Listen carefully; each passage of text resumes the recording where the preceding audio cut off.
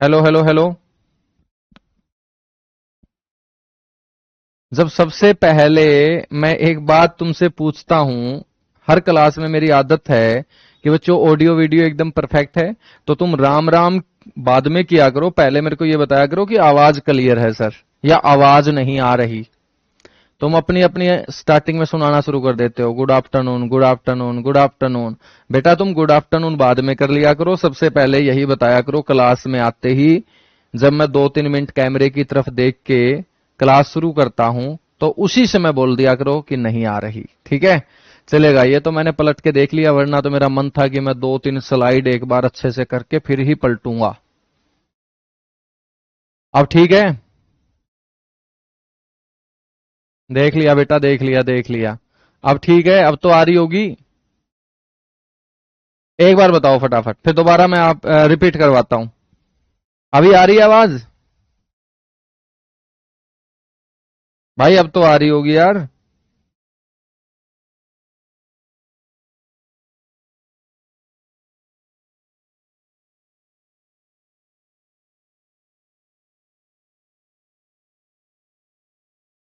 अब भी नहीं आ रही?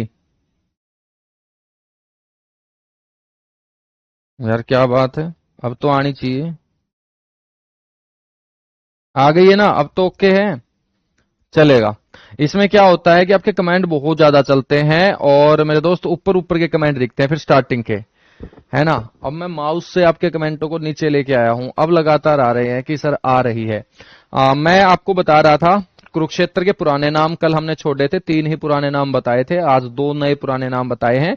कुरुक्षेत्र को हरित क्षेत्र भी बोला जाता है बच्चों, और इसका वर्णन सकंद पुराण में है, ठीक है? पुराण आप लोगों ने सुने होंगे, वामन पुराण, सकंद पुराण, शिव पुराण। तो एक पुराण सकंद है। सकंद का मतलब यहां क्या है? भगवान कार्तिकेय। भगवान कार्तिकेय कौन है? भगवान भोलेनाथ के बड़े बेटे। तो उन्हीं के नाम पर बच्चों एक पुराण लिखा महर्षि वेदव्यास ने, उसको बोलते हैं सकंद पुराण, ठीक है? इसमें अपने कुरुक्षेत्र को क्या बोला गया है? हरित क्षेत्र। मैं आपसे पूछूं कुरुक्षेत्र को और अन्य किस नाम से जाना जाता था, तो आपको बोलना है श्रीकंठ जनपद के नाम से। हाँ, ज्योग्राफी की क्लास बच्चों आज हुई नहीं क्योंकि लाइट थी नहीं, लाइट नहीं थी तो बच्चों इन्वर्टर वगैरह सब हाथ खड़े कर गए थे। अब लाइट आई है तो मैं लाइव आ गया, ठीक है? और वो जो क्लास है वो मैंने 12 बजे ली नहीं, लेकिन ऐसा नहीं है कि आपकी क्लास होगी नहीं, उसको शेड्यूल मैंने करवाया है 5 बजे, तो आज 12 बजे वाली क्लास शाम को 5 बजे हम ज्योग्राफी पढ़ेंगे, ठीक है? बच्चों हम बात करेंगे उपनाम की। कुरुक्षेत्र को कुरुक्षेत्र के अलावा अन्य किन नामों से जाना जाता है? एक तो इसे धार्मिक नगरी बोलते हैं, एक 360 तीर्थों का संगम बोलते हैं, एक वैदिक सभ्यता का पालना बोलते हैं, एक सिटी ऑफ पार्क्स बोलते हैं, क्योंकि यहां पर 3 पार्क हैं, हर्षवर्धन पार्क, तपोवन पार्क, पुरुषोत्तम पार्क। एक बच्चों इसे हम गीता की जन्मस्थली भी बोल देते हैं, क्योंकि यहां पर भगवान श्री कृष्ण ने अर्जुन को गीता का उपदेश दिया था। एक इसे हम भगवान ब्रह्मा की यज्ञीय भूमि, कुरुक्षेत्र को और क्या कहा जाता है? भगवान ब्रह्मा की यज्ञीय भूमि के नाम से भी बच्चों इसे हम जानते हैं, ठीक है? भगवान वर्मा की यज्ञीय भूमि, ये इसके क्या होंगे? उपनाम होंगे, उपनाम होंगे। अब हम बात कर लेते हैं यहां पर प्रमुख मंदिरों की। भाई कुरुक्षेत्र के अंदर बड़े धाकड़ धाकड़ मंदिर हैं, और कुरुक्षेत्र के मंदिर पेपर में पूछे ना जाएं ऐसा हो नहीं सकता, तो इसलिए कुरुक्षेत्र के मंदिरों को ध्यान से बच्चों देख लेना। सबसे इंपॉर्टेंट मंदिर देवी कूप भद्रकाली मंदिर। तो पहला जो मंदिर है बच्चों, कई बार पेपरों में पूछा जा चुका है, इसको बोलते हैं देवी कूप भद्रकाली मंदिर, ठीक है?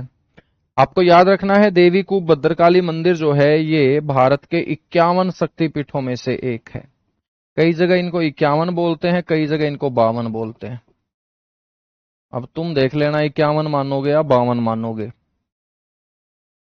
शक्तिपीठों में से एक। बच्चों ये शक्तिपीठ वहां वहां बने हुए हैं जहां माता सती के शरीर के जब टुकड़े कर दिए जाते हैं और उनके शरीर के टुकड़े जहां जहां गिरे, तो बताया जाता है कि जहां पर यह मंदिर बना हुआ है यहां पर माता सती का दायां टखना गिरा था बच्चों। माता सती का दायां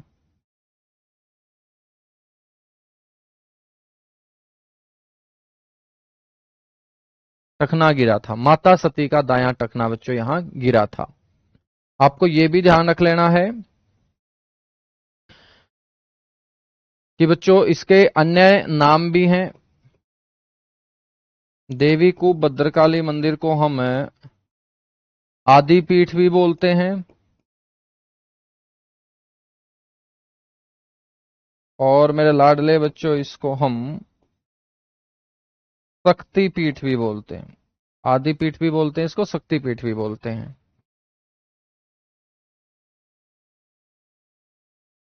अर्जुन द्वारा बच्चों यहां पर, अर्जुन के द्वारा महाभारत युद्ध जीतने के बाद इस मंदिर में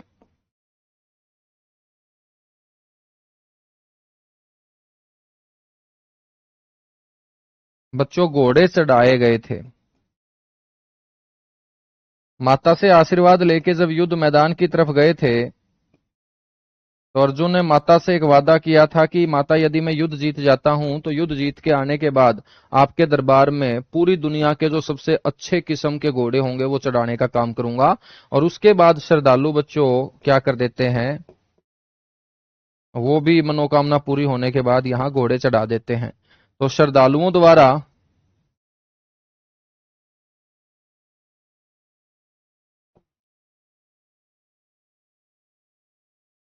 मनोकामना पूरी होने पर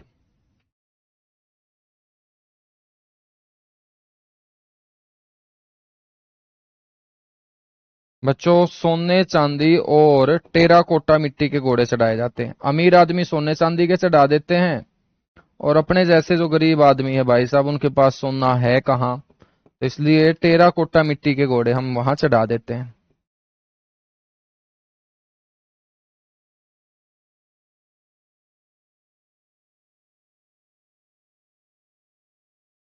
घोड़े चढ़ाए जाते हैं, ठीक है।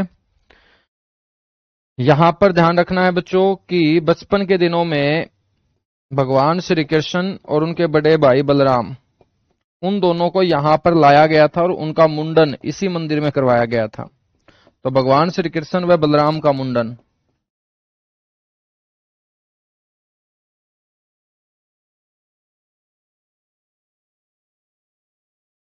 बच्चों इसी मंदिर में।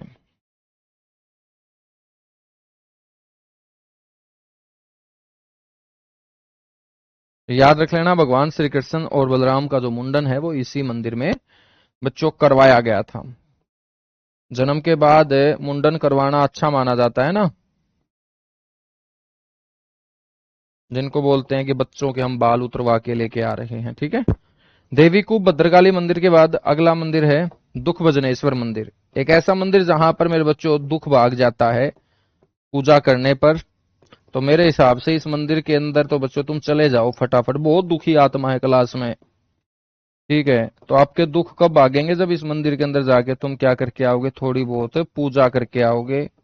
दुख भजनेश्वर मंदिर एक ऐसा मंदिर जिसमें पूजा करने पर दुख भाग जाते हैं, ठीक है। याद रखोगे, बिल्कुल याद रखेंगे सर। अगला मंदिर है भाई बिड़ला मंदिर।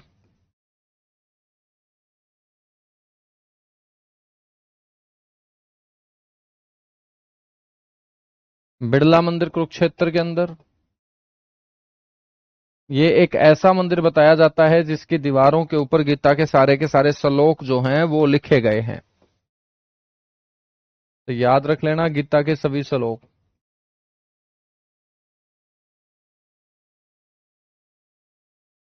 गीता के सभी श्लोक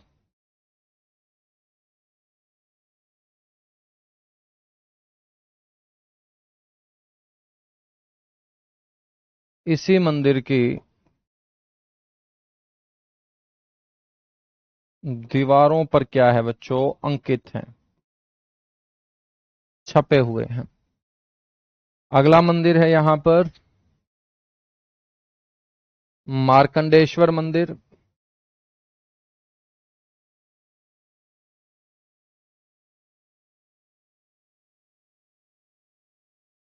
मार्कंडेश्वर मंदिर जो है यह गुमटी गांव के अंदर है, कुरुक्षेत्र का एक गांव है गुमटी।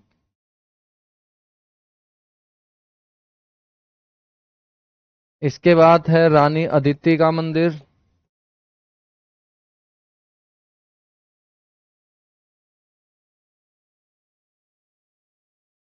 बच्चों रानी अदिति का मंदिर बना हुआ है अमीन गांव के अंदर।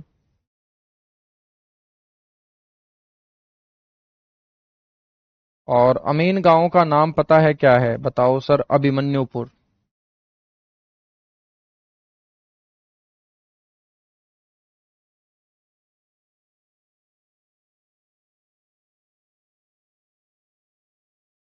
ठीक है, रानी अदिति का मंदिर अमीन गांव के अंदर है और अमीन गांव का नाम क्या है बच्चों? अभिमन्युपुर है।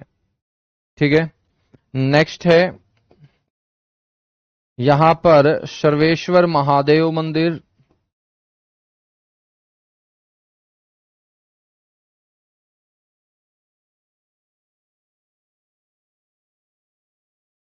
सर्वेश्वर महादेव मंदिर बच्चों ये ब्रह्म सरोवर में स्थित है,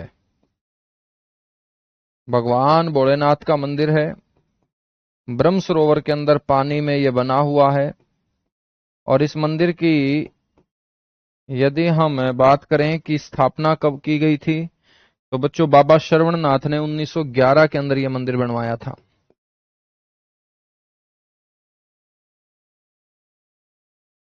बाबा श्रवणनाथ द्वारा।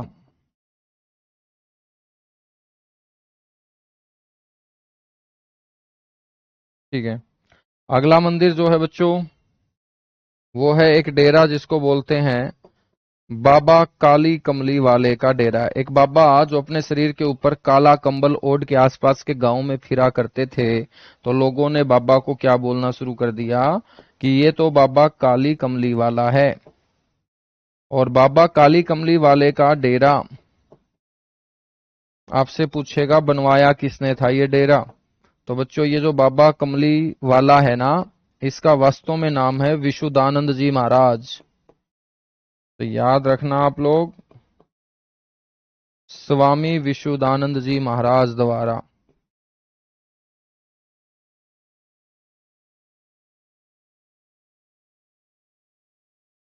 ठीक है, स्वामी विशुद्धानंद जी महाराज के द्वारा मेरे बच्चों ये बनवाया गया था। चलेगा। इसके बाद अगला मंदिर है इस्कॉन मंदिर। इस्कॉन एक संस्था है बच्चों, ये अंग्रेजों की संस्था है। और अंग्रेज कौन से भगवान में विश्वास रखते हैं? जो उनके जैसे खुले विचारों के थे। और भगवान श्री कृष्ण बच्चों अंग्रेजों जैसे विचारों के थे, बिल्कुल खुले विचार। तो इस्कॉन मंदिर कहां बना हुआ है? थानेसर के अंदर। थानेसर के अंदर। ठीक है, इस्कॉन जो है ये मंदिर किससे संबंधित? भगवान श्री कृष्ण से। भगवान श्री कृष्ण से। इस मंदिर की खास बात क्या है? इस मंदिर के अंदर बच्चों सबसे ज्यादा वजन वाली गीता रखी गई है, विश्व की सबसे भारी गीता। विश्व की सबसे भारी गीता पुस्तक बच्चों इसी मंदिर में रखी गई है। और ये सबसे ज्यादा वजन वाली गीता इटली का एक शहर है मिलान, इटली के मिलान शहर के अंदर इसको तैयार करवाया गया था। ठीक है भाई, याद रखोगे? बिल्कुल याद रखेंगे सर। सर गीता में कितने श्लोक है बेटा? गीता के अंदर श्लोकों की संख्या 700 है। नेक्स्ट हम बात करते हैं मेरे भाई, और कौन सा मंदिर है यहां पर? और कौन सा मंदिर है भाई?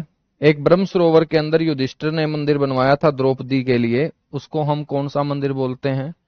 बताओ फटाफट।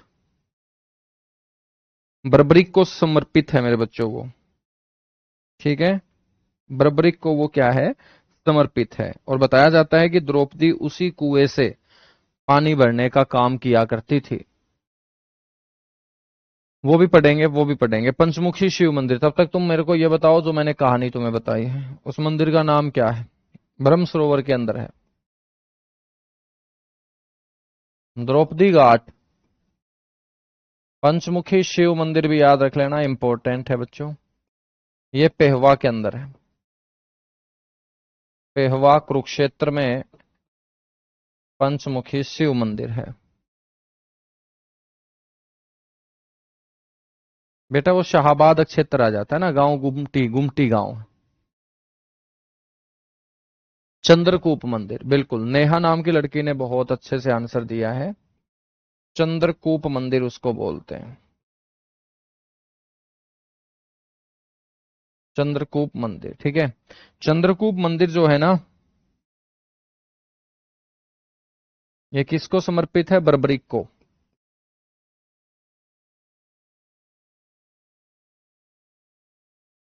किसको समर्पित है? बर्बरीक को समर्पित है। बर्बरीक बच्चों जिसे आप श्याम जी के नाम से जानते हैं आज, श्याम जी के नाम पर जिनको पूजा जाता है वो बर्बरीक ही है, उनका जो सिर है वो बर्बरीक का ही सिर है। तो चंद्रकूप मंदिर का जो निर्माण करवाया था वो किसने करवाया था? युधिष्ठिर ने। बताते हैं कि यहाँ पर एक कुआं बना हुआ है और इसी कुएं से द्रौपदी जो है ना, वो पानी भरने का काम मेरे बच्चों किया करती थी। करो भाई, थम्स अप करो फटाफट, उसके बाद आगे बढ़ेंगे। बिल्कुल, बहुत बढ़िया लाडले बच्चों, मीटर खींच के अंगूठा टेक के।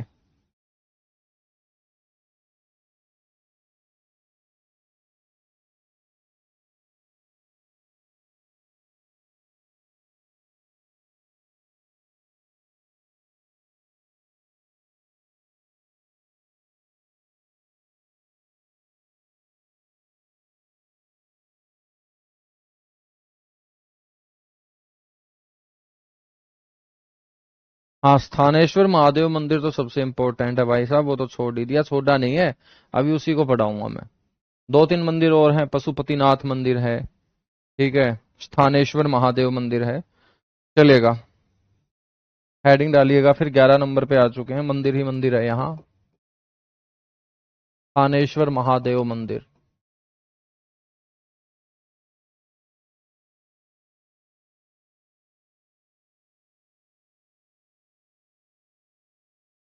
थानेश्वर महादेव मंदिर बच्चों कहाँ है? थानेसर में, भगवान शिव को यह समर्पित है। इस मंदिर का इतिहास भी बहुत पुराना है, क्योंकि यह मंदिर सबसे पहले बनवाया था उस आदमी ने जिसने थानेसर को अपनी राजधानी बनाया। और थानेसर को राजधानी बनाया था किसने मेरे बच्चों? एक सेकंड रुकिएगा भाई।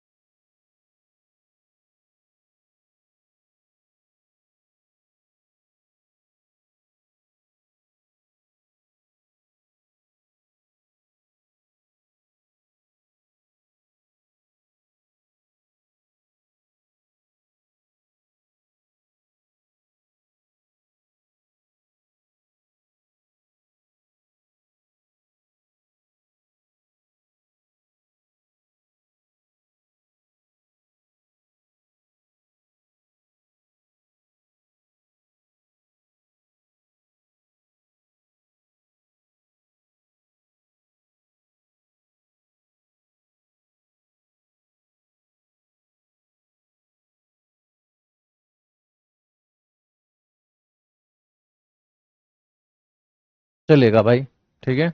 हाँ, आपकी बुक के बारे में ही कॉल था, उस बुक के बारे में ही काम हम कर रहे थे। बेटा आप लोग क्लास के नोटिफिकेशन का वेट क्यों करते हो? आपके पास टाइम टेबल है ना। आप मान के चलिएगा 2 बजे क्लास होती है मेरी, तो 2:10 तक आप देख लिया करो। भाई ज्यादा से ज्यादा लेट होगी क्लास, कोई 4-5 मिनट लेट हो सकती है, इतना तो एडजस्ट कर ही सकते हो तुम यार। जब सरकार मान के चलो 3-3 साल नौकरी नहीं देती, तब भी तुम 3 साल एडजस्ट करते हो ना सरकार को, दोबारा भी तो वोट डालते हो सरकार को, दोबारा भी तो जिताते हो। तो हम तो 5-7 मिनट ही लेट होते हैं। थानेश्वर महादेव मंदिर, इसका जो निर्माण है बेटा वो सबसे पहले किसने करवाया था? पुष्यभूति ने।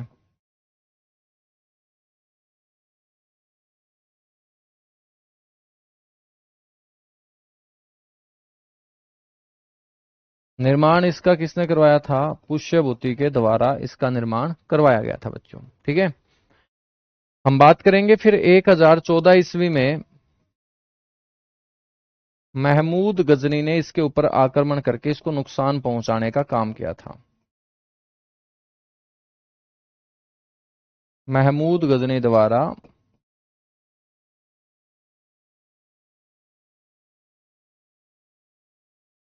आक्रमण करके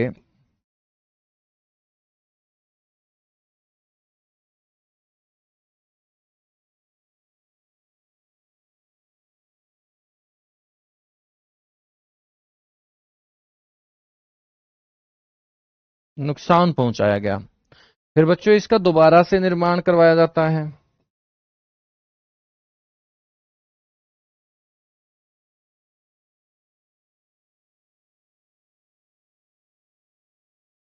इसका पुनर्निर्माण करवाते हैं फिर एक मराठा, जिन्होंने पानीपत की तीसरी लड़ाई लड़ने का काम किया।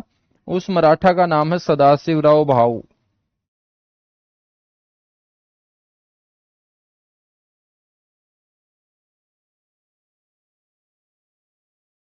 मराठा सदाशिवराव भाऊ, ठीक है।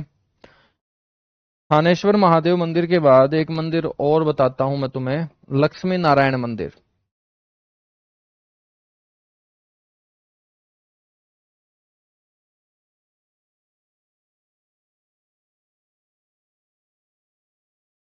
एक मंदिर और बताता हूं, पशुपतिनाथ मंदिर।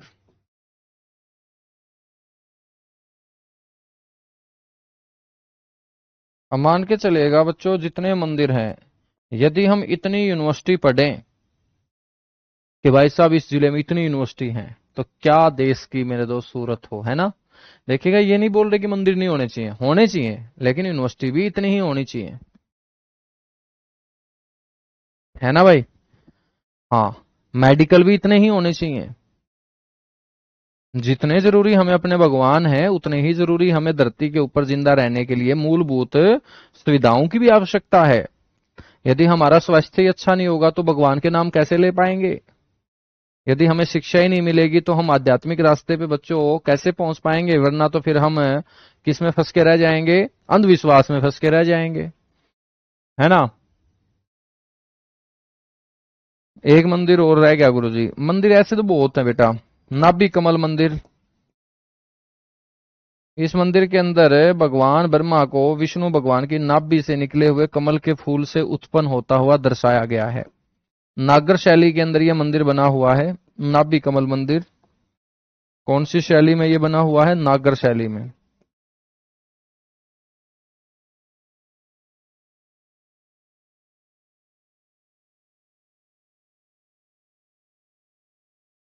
मंदिर के बाद बच्चों हम चर्चा करते हैं मेलों की।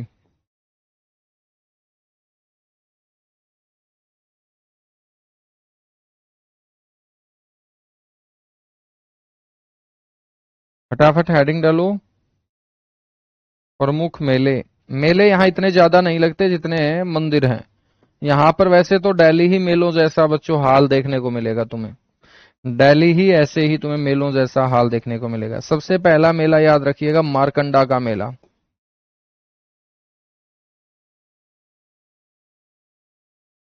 मारकंडा का मेला, ये शाहाबाद में लगता है मेरे दोस्त, शाहाबाद, ठीक है। उसके बाद है सूर्य ग्रहण स्नान मेला।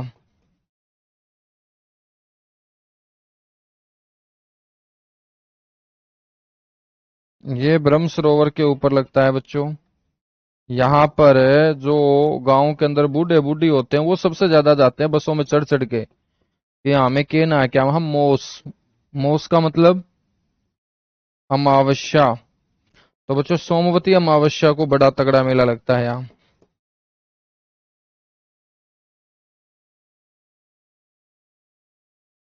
ठीक है। और एक मेला है यहाँ पेहवा का मेला।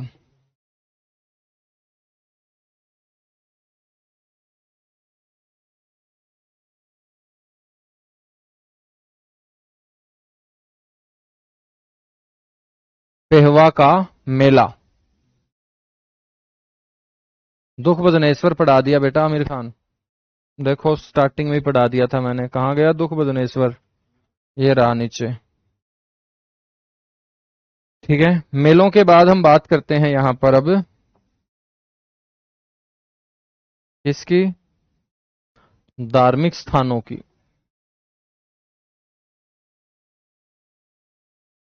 ये थोड़ा सा बड़ा डिस्ट्रिक्ट है, बहुत बातें हैं इस डिस्ट्रिक्ट में।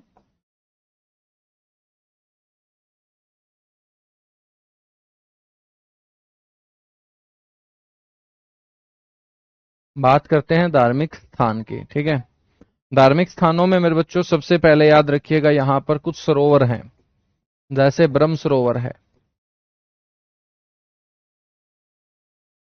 ब्रह्म सरोवर के बारे में आप लोगों ने खूब सुन रखा होगा कि ये एशिया का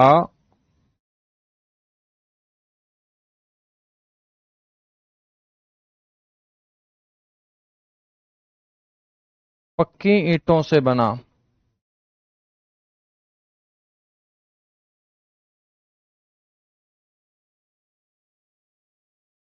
सबसे बड़ा कृत्रिम सरोवर है मेरे दोस्त। सबसे बड़ा क्या है ये? कृत्रिम सरोवर है। एशिया का पक्की ईंटों से बना सबसे बड़ा कृत्रिम सरोवर है ये। ठीक है, किसको समर्पित होगा? नाम से ही पता चल रहा है बच्चों, भगवान ब्रह्मा। भगवान ब्रह्मा को समर्पित है, क्योंकि ये उस जमीन के ऊपर खोदा गया था जिसके ऊपर भगवान ब्रह्मा ने बैठ के तपस्या की थी। अब इसकी खुदाई करवाई किसने थी? सबसे पहले बच्चों इसकी खुदाई करवाई थी आर्यवंशी कुरुओं ने। आपसे कोई पूछ लेना है कि इसकी सर्वप्रथम खुदाई किसने करवाई थी, तो आपको बोलना है आर्यवंशी कुरुओं ने।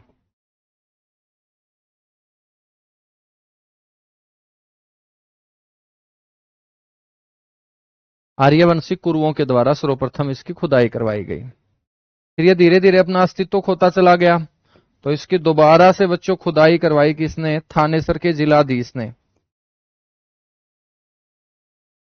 थानेसर के जिलाधीश लर्किन के द्वारा थानेसर के जिलाधीश बच्चों नाम था उसका लर्किन।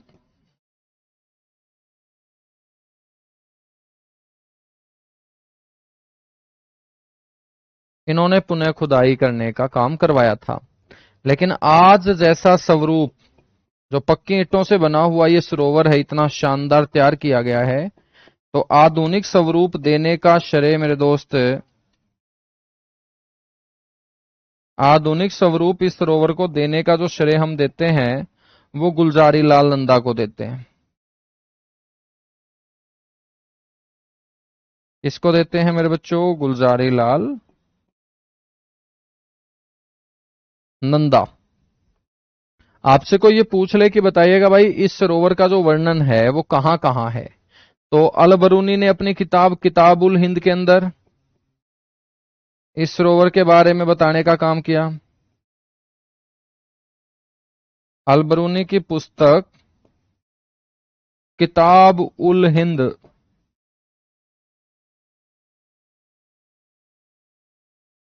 महमूद गजनी के साथ भारत आने वाला इतिहासकार है अल बरूनी। किताब उल हिंद में वर्णन है मेरे लाडले बच्चों। ठीक है, हम बात करेंगे इसके अलावा अबुल फजल की प्रसिद्ध पुस्तक आईने अकबरी।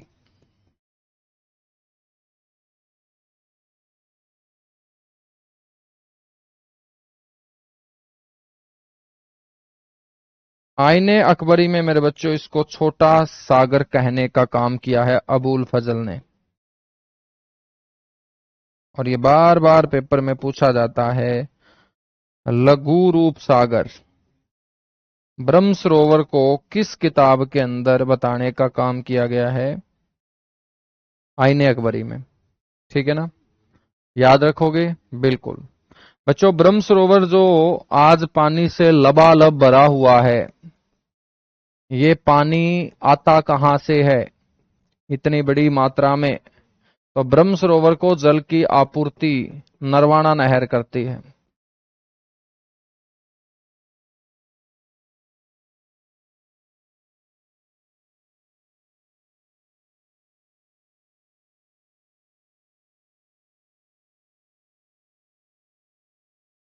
ठीक है भाई, नरवाना ब्रांच से इसको पानी मिलता है। अब ब्रह्म सरोवर के बाद अगला सरोवर है आपका ज्योतिसर सरोवर।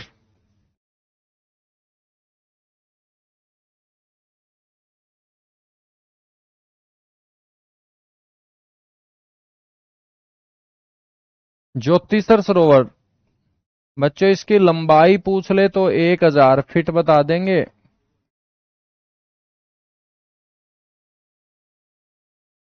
और चौड़ाई बता दे तो 500 फीट।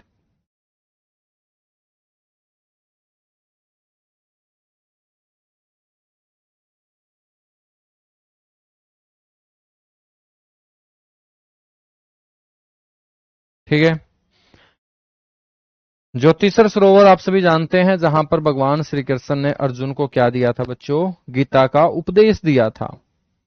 भगवान श्री कृष्ण ने अर्जुन को समझाया था कि भाई कोई सगा संबंधी नहीं है, जिनको तुम बोल रहे हो अपने, वो अपने नहीं है।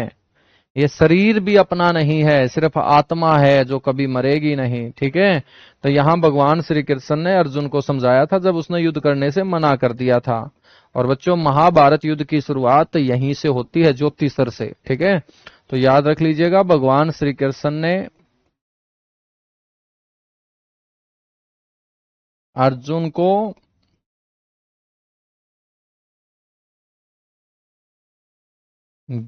वट वृक्ष के नीचे, बरगद का पेड़ जो है बच्चों, उसको वट बोलते हैं। कौन सा उपदेश दिया था? गीता का उपदेश।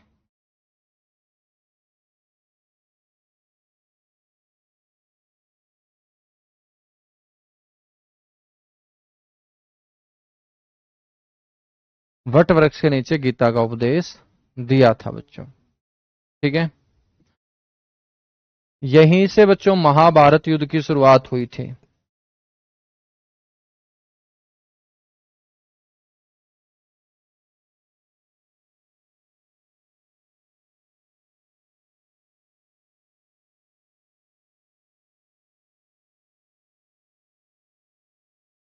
याद रखोगे? बिल्कुल। बच्चों, ये जो वट वृक्ष है, इस वट वृक्ष के नीचे एक पक्का चबूतरा भी बना हुआ है। पेपर में पूछ लिया जाता है कि इस वट वृक्ष के नीचे बना पक्का चबूतरा, उसका निर्माण किसने करवाया था? तो याद रख लेना, वट वृक्ष के नीचे बने पक्के चबूतरे का निर्माण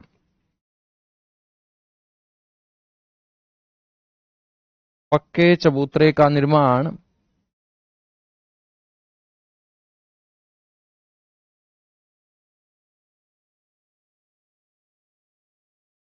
राजा दरभंगा द्वारा बच्चों।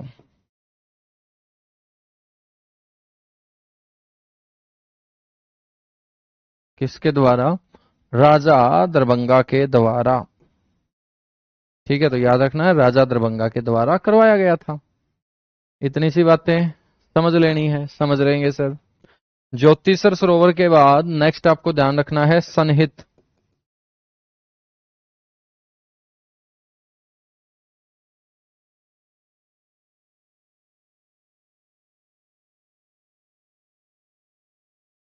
सनहित सरोवर बच्चों, सनहित सरोवर जो है ना, ये 7 पवित्र सरस्वती नदियों का संगम है।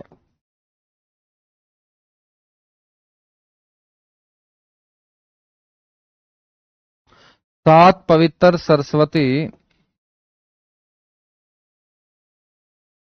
नदियों का संगम है बच्चों। यहां पर 7 पवित्र नदियां आके मिला करती थी, और जहां पर ये नदियां आके मिला करती थी, वहीं पर बैठ जाते थे भगवान विष्णु परमानेंट। तो भगवान विष्णु का ये स्थायी निवास माना जाता है।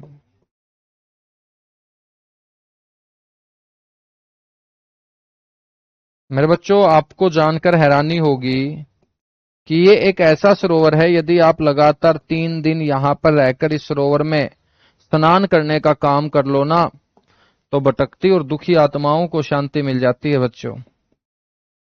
तो फटाफट बस में चढ़ो और पहुंच जाओ यहां, क्योंकि स्नान करने से भटकती व दुखी आत्माओं को भटकती व दुखी आत्माओं को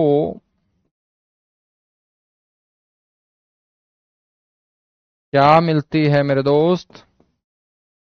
शांति मिलती है।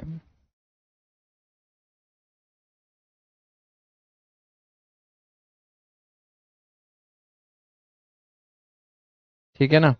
तो स्नान करने से भटकती और दुखी आत्माओं को शांति मिलती है।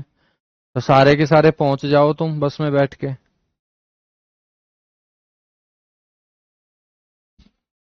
करो फटाफट थम्स अप, उसके बाद आगे बढ़ेंगे बच्चों।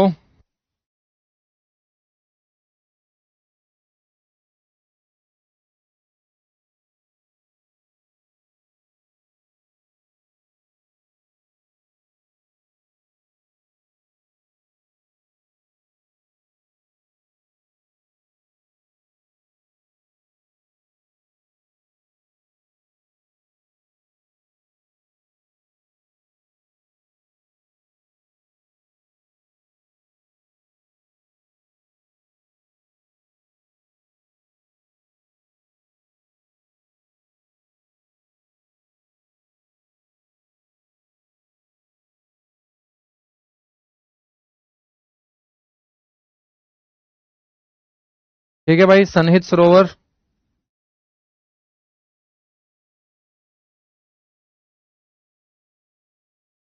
बेटा जैस्मिन, फिर वो तो आपको पता ही होगा।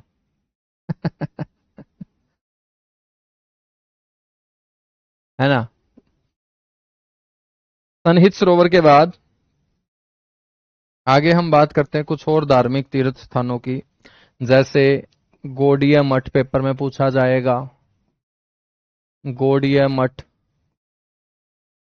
ठीक है बच्चों, यह बंगाली साधुओं से संबंधित है। बंगाली साधु हरे कृष्णा हरे कृष्णा हरे कृष्णा, सारा दिन मेरे दोस्त भगवान कृष्ण का नाम ले जाओ। हैं बंगाली साधु हरे कृष्णा नामक कीर्तन करते हैं सारा दिन मेरे दोस्त,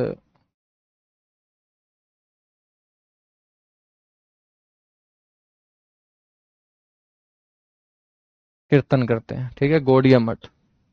इसके बाद है मेरे दोस्त वाल्मीकि आश्रम।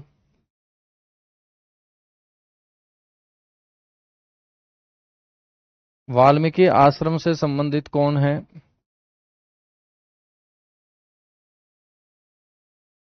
बताइएगा। वाल्मीकि आश्रम से संबंधित कौन है? वाल्मीकि आश्रम के बाद बच्चों आ जाता है प्राची तीर्थ।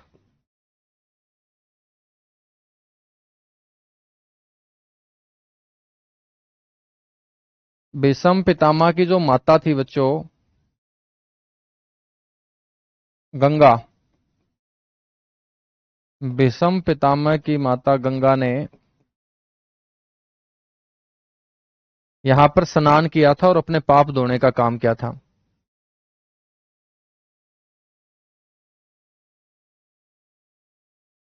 स्नान करके पाप धोए थे। बच्चों वाल्मीकि आश्रम जो है ना, यहां पर एक संत ने जीवित समाधि ले ली थी। उसका नाम मैं आपसे पूछना चाह रहा था, किसी ने नहीं बताया। लक्ष्मण दास गिरी महाराज।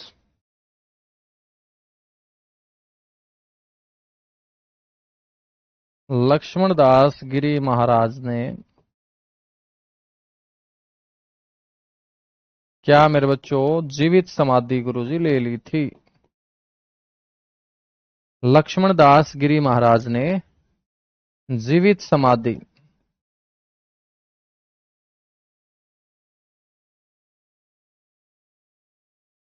ली थी। ठीक है, उसके बाद हम बात कर लेते हैं यहां पर कामोदा तीर्थ। कामोदा तीर्थ, ठीक है। कामोदा तीर्थ से बच्चों द्रौपदी संबंधित है। द्रौपदी ने वनवास के दौरान बच्चों इस जगह के ऊपर पांडवों को खाना बनाकर खिलाया था, रसोई लगाने का काम किया था। उस जगह को हम क्या बोल देते हैं, कामोदा तीर्थ बोल देते हैं। नेक्स्ट हम बात करेंगे अमीन तीर्थ।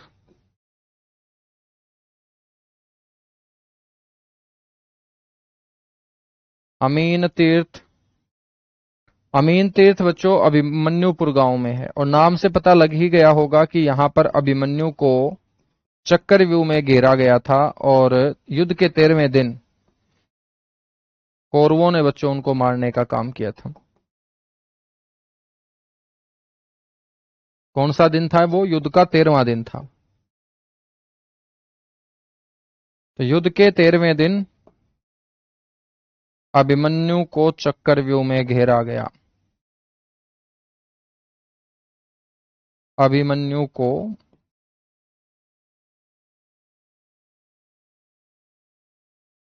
चक्रव्यूह में घेर कर मारा गया बच्चों। उस गांव को आज हम अभिमन्युपुर बोलते हैं, और वहां की जमीन पूजनीय है। नेक्स्ट हम बात करेंगे यहां पर और कौन सा तीर्थ है। गौड़ीय तीर्थ आ चुका है। आप्या तीर्थ,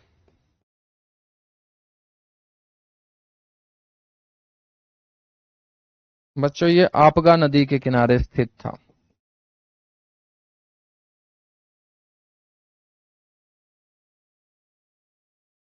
बात करेंगे पेहवा तीर्थ।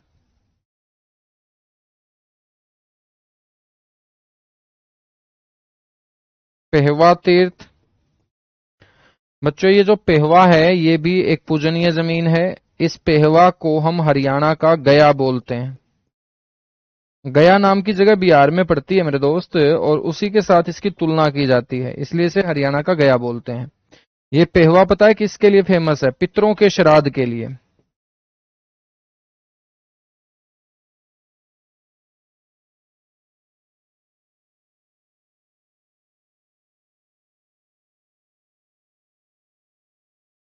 पितरों के श्राद्ध हेतु बच्चों ये पेहवा क्या है?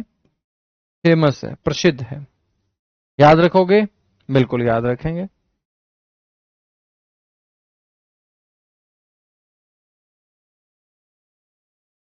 यहां तक चीजें क्लियर हुई मेरे बच्चों? पेहवा तीर्थ के बाद नेक्स्ट हम बात करें, यहां पर है बाणगंगा तीर्थ, जिसको हम बोलते हैं नरकात्री तीर्थ। बच्चों अर्जुन ने धरती के अंदर बाण चला के यहां से एक जलधारा निकाली थी, क्योंकि भीष्म पितामह ने युद्ध के बीचों बीच पीने के पानी की इच्छा जताई थी, जब अर्जुन के बाणों ने उसको घायल कर दिया था। तो याद रख लेना है, अर्जुन ने बाण मारकर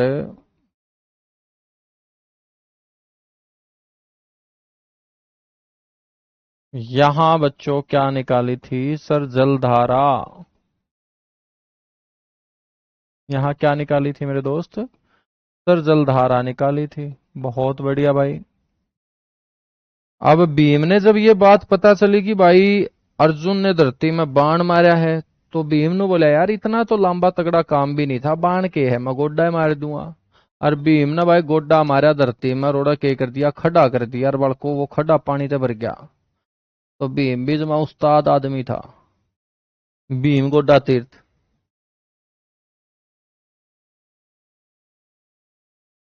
तो भाई भीम ने गोड्डा मार के पानी काट दिया।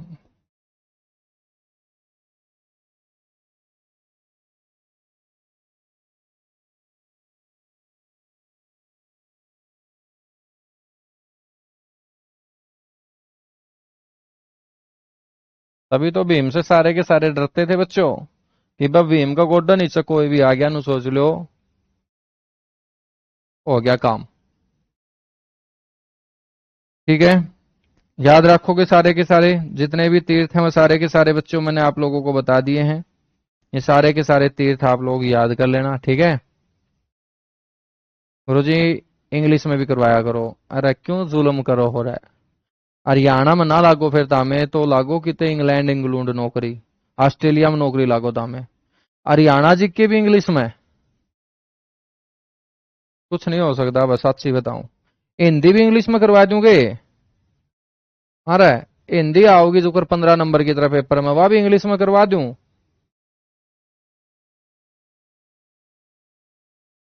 जुल्म कर दिया भाई हमने तो। मतलब तो हमने तनख्वाह लेनी है हमारे डिपार्टमेंटा दे, इंग्लिश पर तो हमें कसूती डाल। ग्रुप डी में मतलब इंग्लिश बोलिया करेगा, घास काटता काटता।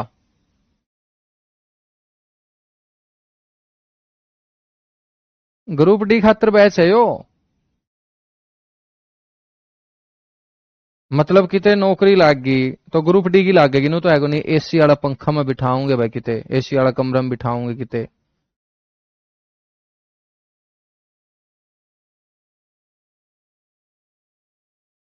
गुरु जी इंग्लैंड में तो फिर भी हरियाणवी पूछ लेंगे यार। हरियाणा का आदमी हर एक जगह पहुंच रहा है। नाभि कमल तीर्थ।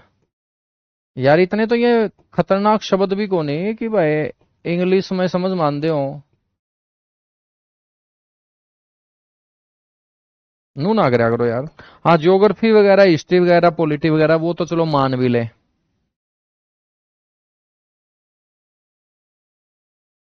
अच्छा भीम गोड्डन भाई इंग्लिश में के कहेंगे? गोड्डन के कहेंगे गुरु जी इंग्लिश में? नी, भीमनी। भीम गोड्डा का मतलब भीमनी, भीमनी तीर्थ। पेपर में भीमनी को नहीं आवा भाई, भीम गोड्डा आओगा। ठीक है भाई, आज खातर इतना है, बाकी मिलांगे कल। ठीक है भाई, thank you, bye bye, love you आप सभी को।